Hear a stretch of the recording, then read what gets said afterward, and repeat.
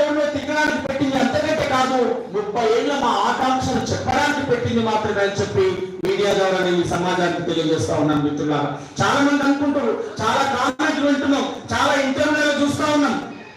సభ పెట్టినప్పుడు ఉన్నటువంటి అడావుడి ఈ మధ్య కాలంలో ఒకరిద్దరు మాట్లాడడానికి వచ్చింది ఆ పరిస్థితులు. అంటే అర్థం చేసుకోండి, సమాజంలో మేము ఒంటరైతున్నామని చెప్పి సోదరులు మాట్లాడే 40 కూడా ఆ విషయం తెలుసు కనుక అది పలచబడిపోయింది, అది పలసగానే ఉంది.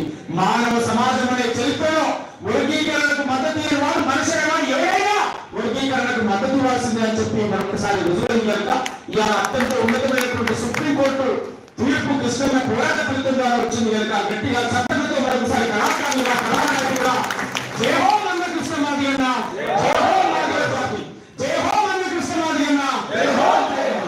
ఈ కష్టాలు బాధలు తెలియనటువంటి వారికి అనేక విమర్శలు చేస్తారు. కడుపుగా నియమిస్తున్నాం, కడుపు నీటి ఇంకోటి వరుస్తా ఉన్నాడు కనుక అది పట్టించుకోవాల్సినటువంటి అవసరం లేదు. ఇది ఎవరికి వ్యతిరేక